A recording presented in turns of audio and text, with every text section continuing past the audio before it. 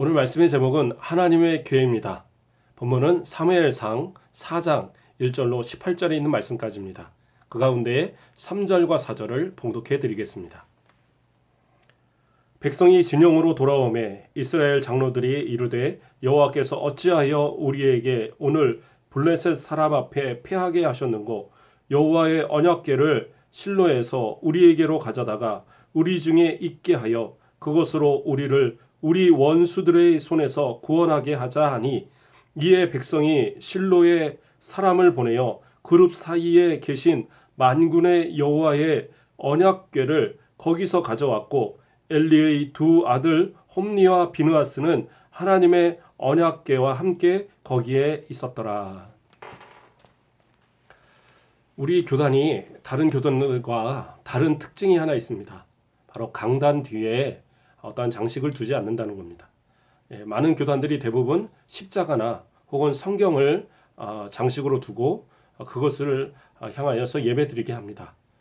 그러나 분명하게 하나님께서는 하나님을 상징하는 어떠한 형상도 만들지 말라고 분명하게 말씀하고 계십니다. 마치 사람들은 그 십자가를 보면서 그 성경책을 보면서 하나님의 임재, 그리스도의 임재를 바라보면서 기도하는 것 같이, 예배하는 것 같이 그렇게 착각하게 된다는 사실입니다. 강단은 신성한 지성소가 아닙니다. 그것은 하나님의 말씀이 선포되어지는 곳이기에 분명히 구별은 되지만 그러나 범접할 수 없는 하나님의 임재, 그런 지성소의 모습은 결코 아니라는 사실입니다. 그러므로 그것을 신성시하고 우상숭배와 같이 그것을 향하여 기도하는 것, 그러한 모습 자체가 하나님 보시기에 올바른 모습은 아니다라는 겁니다. 오늘 하나님의 교회에 대해서 우리가 살펴보면서 하나님을 올바로 섬기고 하나님께 올바로 예배하는 우리의 자세가 어떠한 모습인가 생각해보는 그러한 시간 되기를 간절히 바랍니다. 첫째로 하나님의 교회는 하나님의 임재의 상징입니다. 출애굽기 25장 21절과 22절 말씀을 봉독해 드리겠습니다. 속죄소를 궤 위에 얹고 내가 내게 줄 증거판을 궤 속에 넣으라. 거기서 내가 너와 만나고 속죄소 위 곧 증거궤 위에 있는 두 그룹 사이에서 내가 이스라엘 자손을 위하여 내게 명령할 모든 일을 내게 이르리라. 하나님은 시내산에서 모세에게 두 돌판에 하나님의 계명을 새겨서 주셨습니다. 그래서 이스라엘 백성들은 하나님의 명령대로 궤를 만들고 그곳에 그 두 돌판을 넣어놓고 그룹의 모양이 되어 있는 그러한 속죄소, 그것을 뚜껑으로 그 위에 이렇게 얹어놨어요. 그래서 그것은 속죄소, 또 다른 말로 시운자라고도 하는데요. 그곳에서 하나님께서 내가 은혜를 베풀고 내가 그곳에서 말씀하시겠다라고 약속해 주셨습니다. 그래서 이것을 지성소에다 모셔놓고 이스라엘 백성들은 그곳에서 하나님의 그런 임재의 그러한 상징으로 주어진 법궤를 향하여서 예배드리고 기도하고 그리고 모든 백성들이 하나님의 말씀에 순종하였습니다. 그러나 분명한 사실은 이 법궤가 하나님은 아닙니다. 이 법궤는 하나님의 상징이고 또 아론과 그 후손 제사장들이 정말 절기마다 그것을 앞에서 예배드리고 하나님 앞에 말씀을 구하고 그러한 어떤 의식을 행하지만 그러나 법궤 자체가 하나님은 분명히 아니라는 사실입니다. 그럼에도 불구하고 오늘날도 많은 성도들이 마치 교회를 그러한 법궤처럼 생각하는 경우들이 있는 것과 같습니다. 교회는 이 건물이 아닙니다. 하나님의 사랑하는 예수 그리스도의 몸된 지체되어진 우리 모든 성도들의 모임 자체, 그것이 교회가 되는 거예요. 근데 교회를 신성시하고 건물을 신성시해서 건물에 특별한 어떤 능력이 있는 것처럼 그렇게 생각하고 그곳에 큰 의미를 부여하는 것, 그렇기 때문에 많은 교회들이 교회를 많이 크게 그리고 더 아름답게 짓는 것에 모든 것을 쏟는 그런 모습도 바라봅니다. 그러나 하나님은 그러한 것이 아닌 성도들을, 그렇죠? 땅 끝까지로 내 복음을 전해서 성도들을 모아서 그것으로 교회가 만들어지는 것, 그리스도의 몸된 교회의 지체가 되도록 만들어지는 것, 그것이 진정한 교회로 하나님이 원하시는 뜻이라는 사실입니다. 예수님께서는 두세 사람이 내 이름으로 모인 곳에 그곳에 내가 있겠다라고 약속하여 주셨습니다. 예수님께서 우리와 함께 하시는 그곳, 그곳은 바로 교회입니다. 건물이 아닌 우리가 함께하는 그 자리, 바로 이곳을 통해서 하나님이 임재하시고 예수 그리스도가 임재하시고 하나님께서 우리에게 복을 더하여 주시는 겁니다.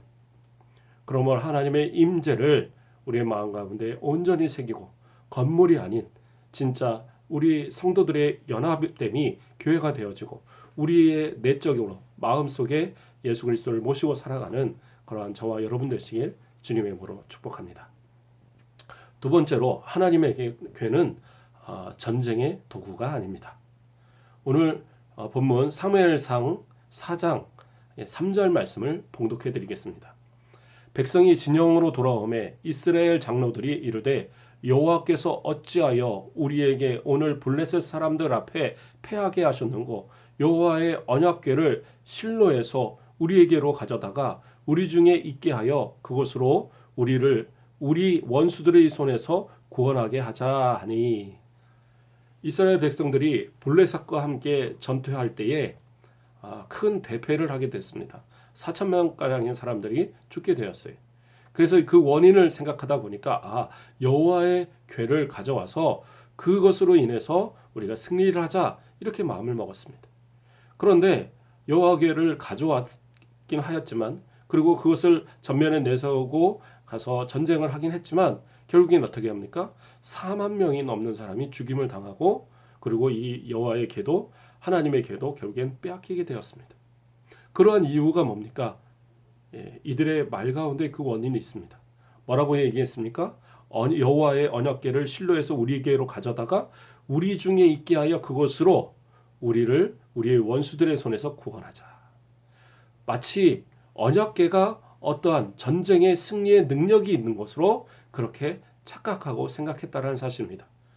분명 이 언약궤를 가지고 요단강을 건너들 때 강이 이렇게 갈라졌고 언약궤를 가지고 여리고성을 돌 때에 여리고성이 무너지는 역사도 분명히 있었습니다. 그러나 그러한 역사는 하나님의 주신 능력이고 하나님께서 역사하신 거지 언약궤가 능력이 있는 것이 아니에요. 그러나 이스라엘 백성들은 그 언약궤를 능력 있다 생각하고 그 언약궤를 가져다가 무조건 그냥 나아가 싸우면 되는 줄 알았어요.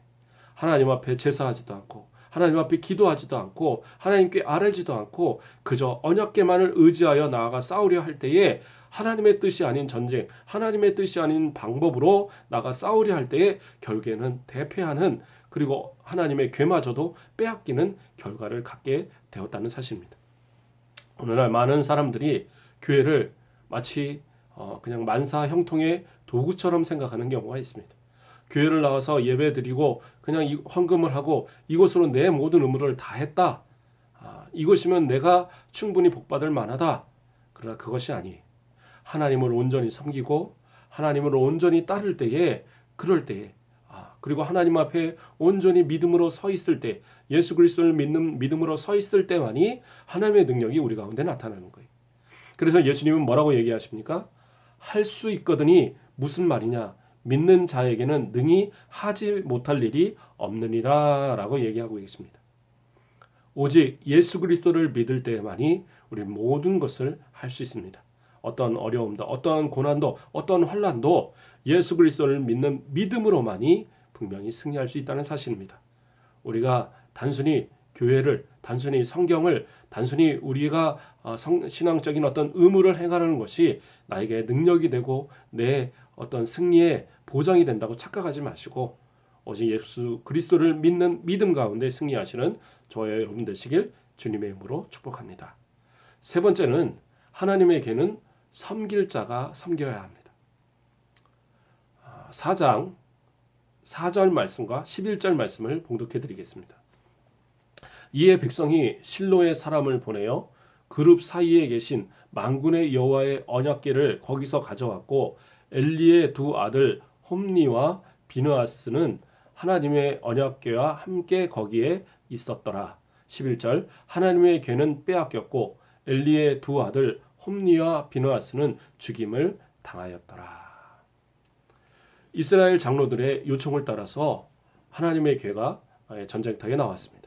그 당시에 엘리 제사장의 뒤를 이어 제사장의 역할을 감당하는 이 홈리와 비느하스가 그 언약궤를 모시고 그 전쟁에 함께 오게 된 겁니다. 그러나 그 홈리와 비느하스가 찾아온 것은 결국에는 또 이 전쟁에 실패하는 원인 중에 하나가 바로 이 홈리와 비느하스였다는 사실입니다. 홈리와 비느하스는 이미 뭐라고 말씀합니까? 행실이 나빠서 여호와를 알지 못하는 사람들이다라고 성경은 이미 얘기하고 있었어요. 뿐만 아니라 그들은 어떻게 합니까? 하나님께서 죽이기로 이미 계획하신 자들이에요. 더 이상 용서의 어떠한 그러한 길도 남아있지 않는 그러한 심판받을 사람들의 모습이었습니다. 그러한 사람들이 하나님의 궤를 모시고 또 여호와의 이름을 빙자하여 나아가 싸운다 해서 그것이 어떤 능력이 되거나 어떠한 큰 이적이 나타나는 그러한 모습이 나타날 수는 없는 겁니다. 초대교회도 많은 거짓 선지자들이, 거짓 교사들이 있었습니다. 그들이 나아가서 예수 그리스도의 이름을 빙자하고 성경을 이용하여서 성도들을 미혹하지만 그러나 그러한 모습들은 결국엔 뭐예요? 성도들을 죽이고 성도들의 영혼을 망치는 거였어요. 그렇기 때문에 많은 사도들이 또 바울 사도가 또 요한 사도가 베드로 사도가 서신을 보내면서 하나같이 그러한 자들, 거짓을 말하는 자들에게 있어서 미혹되지 말 것을 강력하게 그렇게 주문하고 권면하였던 것을 우리가 알 수 있습니다. 오늘날도 많은 이단들이 우리 성도들을 미혹하려고 합니다. 이단이라는 것이 결국엔 끝이 다르다는 겁니다. 처음엔 비슷해 보여요. 성경을 가지고 말하고 예수님도 믿는다고 하고 또 하나님도 믿는다고 말을 합니다. 그러나 결국에 가서는 이단의 본색이 나타나면 그렇죠? 이리의 그런 어떤 모습, 양의 탈을 쓴 이리와 같이 결국에는 양들을 잡아먹는 그러한 아주 간악한 모습들을 드러나게 된다는 사실입니다. 무엇보다도 우리의 영혼을 망치고 지옥으로 끌고 가는 마귀를 하는 그러한 존재들이 될 수밖에 없다는 사실입니다. 그러므로 우리는 우리를 이끄는 그런 목회자들에 대해서 바른 판단을 할 필요가 있습니다. 그래서 교단을 선택하는 것도 상당히 중요합니다. 우리 대한예수교 장로회 합동측, 그렇죠? 우리 합동측에 속한 우리 순천노회에 속한 우리 순천가곡교회, 하나님의 은혜 가운데에 110년의 시간을 지켜온 교회입니다. 이렇게 지킬 수 있고 이렇게 하나님의 은혜 가운데 세워질 수 있는 이유는 뭡니까? 바로 하나님께서 이 가운데 함께 하시기 때문입니다. 우리 교단에서 잘 배우고 잘 양육되어진 목회자, 부족한 종을 통해서 또 하나님께서 올바른 말씀을 증거하시는 거예요. 그러므로 함부로 말씀이다 해서 다 쫓아다니셔도 안 되고요. 하나님의 말씀을 올바로 판단할 수 있는 목회자에게 말씀을 들으셔야 되고 또 어떠한 것이 있을 때 목회자와 상의해서 정말 이것이 옳은 것인가를 판단할 수 있는 그러한 것도 필요하다는 사실입니다. 말씀을 정리하겠습니다. 히브리서 11장 6절 말씀을 보면 믿음이 없이는 하나님을 기쁘시게 하지 못하나니 하나님께 나아가는 자는 반드시 그가 계신 것과 또한 그가 자기를 찾는 자들에게 상 주시는 이심을 믿어야 할지니라 라고 말씀하고 있습니다. 이스라엘 백성들처럼 믿음 없이 하나님의 괴를 가지고 마치 그것이 무슨 능력이 있는 것처럼 이익의 도구로 삼는 그러한 모습들이 아니라 정말 하나님의 말씀을 따라서 믿음으로 하나님이 원하시는 그러한 믿음의 삶을 살다가 하나님께서 부르실 때에 또 그 앞에 나아가서 주시는 큰 상을 받아 누리는 그러한 저와 여러분의 모습 되시길 주님의 이름으로 축복합니다.